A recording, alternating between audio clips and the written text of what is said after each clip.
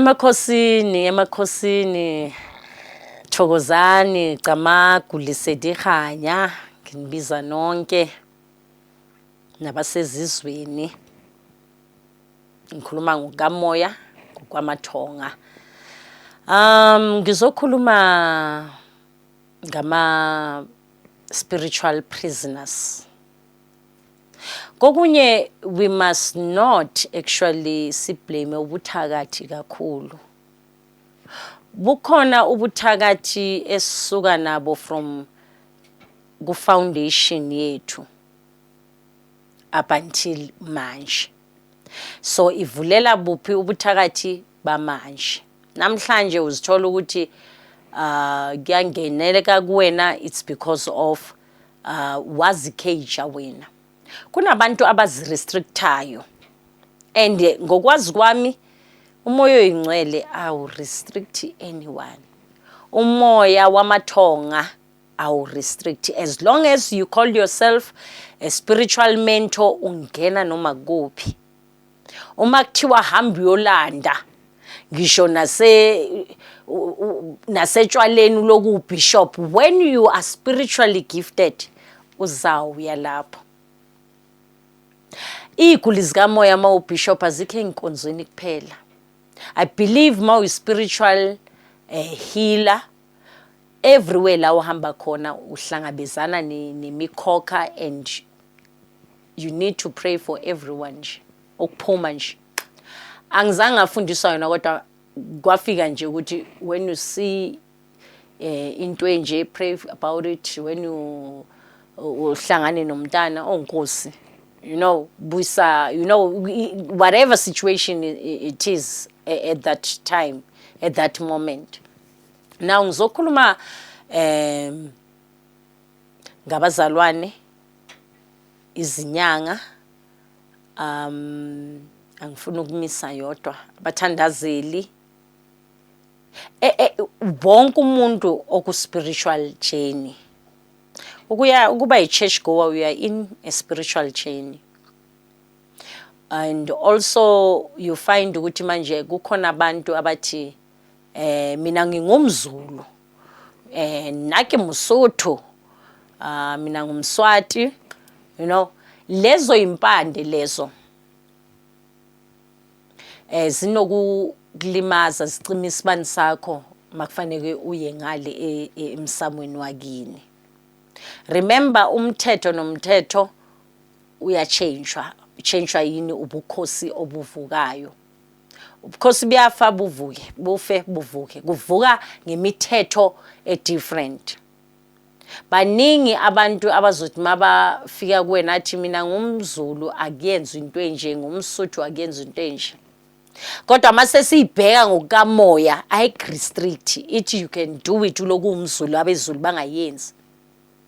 Uloku umSotho naye yethi wiko gae but ki sidimsa house sibatla ntwe. That's why you find namanje ukuthi abantu abaningi bathi kodwa makufanele ngiyothwasa akusange waba nesangoma ekhaya. Then icala ngawe ngoba bekufanele ngabe isangoma ngabe dala sabakhona. So abogogo babaleka nabomkhulu babaleka. Mhlambe icala ngawe. Wena uyoqala uyenze le ndlela ukuthi ihambe ngale ndlela, you understand? Kodwa ke itricky, especially makube azange kube nenyanga ekhaya, please funisisani like ube ku clear picture ngoba sinalento okulungisa inkulumo engaphelelanga. Kukhona ukulungisa inkulumo engaphelelanga. Sing a red and white beats, sometimes it can mean ukuthi lungisa into zakho.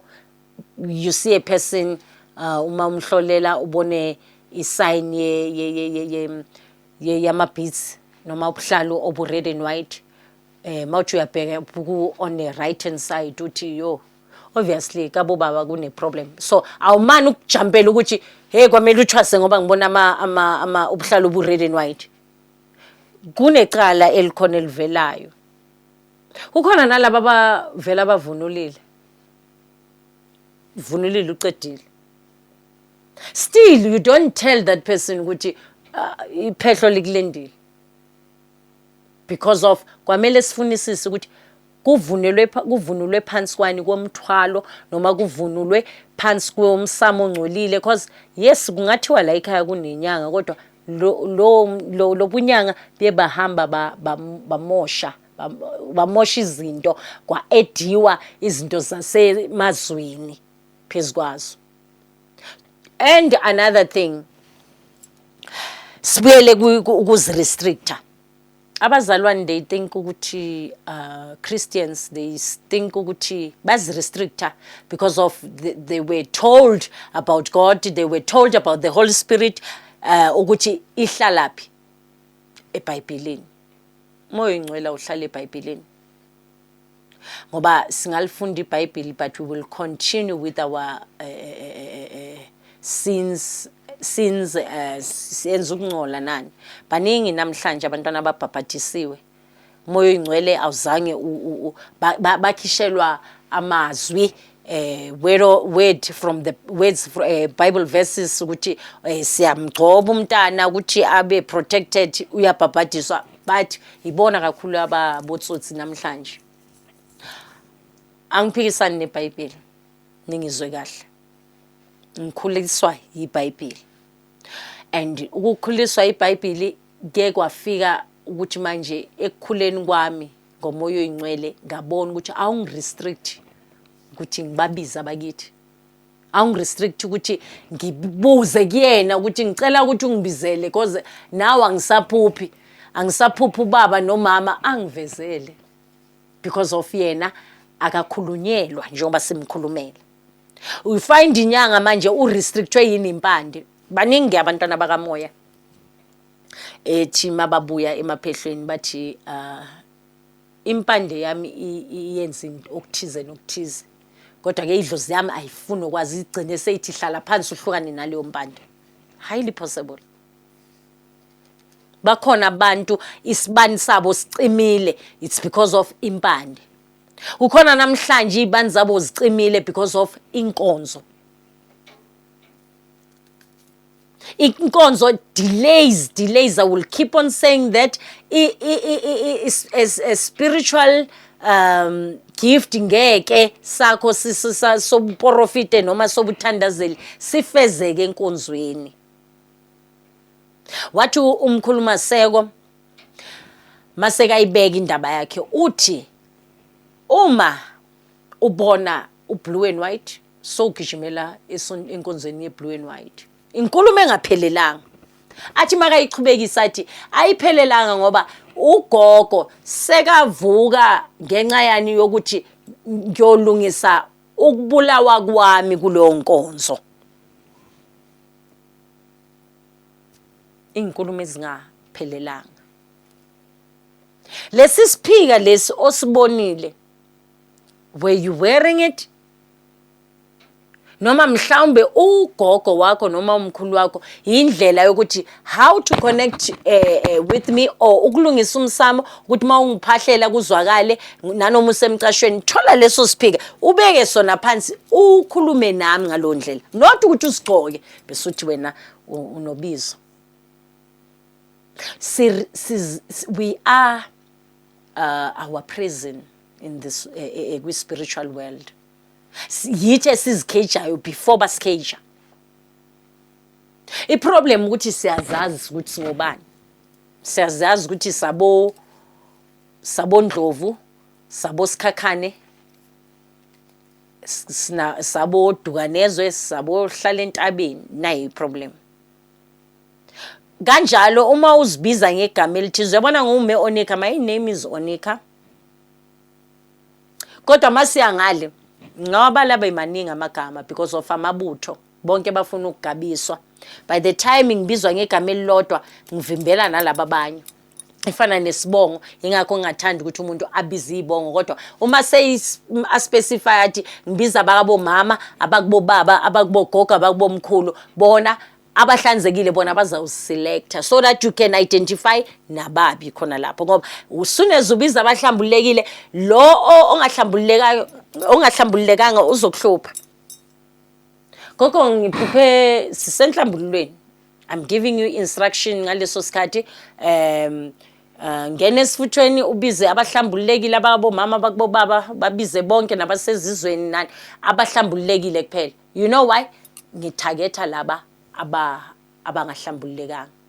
Then mawuzothi uyabheka, ay gogo itsila uphuphile noma through the candles sibona ingane. Hey gogo kunengane echamukayo la. Kodwa le ngane you can even tell ukuthi ingane engazange ithola uthuba lokuthi lihambe la emhlabeni. So uyayibona ukuthi yenzani? Okay, wena ungalungisa into zakho kodwa kunamacala la ekufanele alungiswe. Like for instance, yes, unethunze limnyama, nangumuthi geza ukhipha amabhathi, nasiswasho geza amabhathi, lizophuma kanjani lethunzi ngoba it's a bloodline.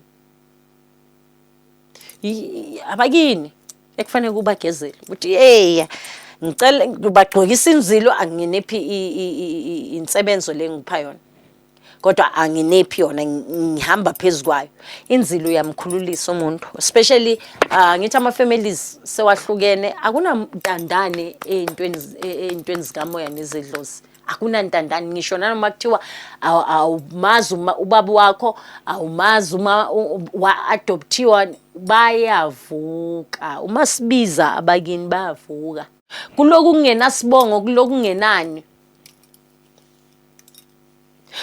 Reason for that ukuthi manje siyathanda ukuzikeja.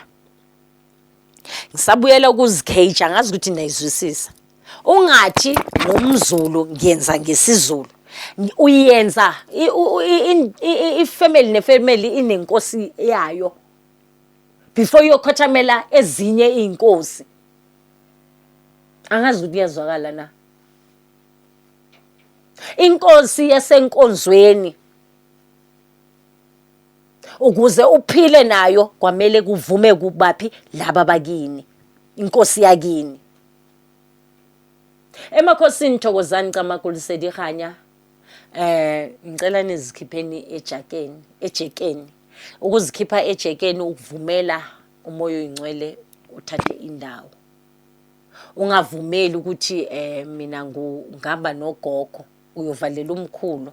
Ugogo Yesu kuvikele ngoba uyabaza ngithi abogogo bathethisana angathethisa izitha zakho kodwa uvimbe umkhulu uvimbe umalume uvimbe nabo bonke because of wena since yakume onika wathi ngibona ugogo then so to wena uphila nogogo no spiritual growth bajika mawucela uthi ngihamba nogogo bakutshela ngomkhulu ngihamba nogogo ngaleso sikhathi uthi unenzunza spirit ngaleso sikhathi uthi medium amabutho avela noma kunini kudependa ngaleso sikhathi yazi ithi ngikenzele example uthole ukuthi namhlanje uyangena kule ndumbo let's say uphiwe itask yokuthi hamba eindumbeni ezi3 noma hamba kuba profit abayi3 awuzuthola indaba ezifanayo omunye uzothi ugogo omunye uzothi umalume thola ukuthi yonke lento eyiqiniso is just that wena uyazikeja ngokuthi wena ungubani mina ngumKristu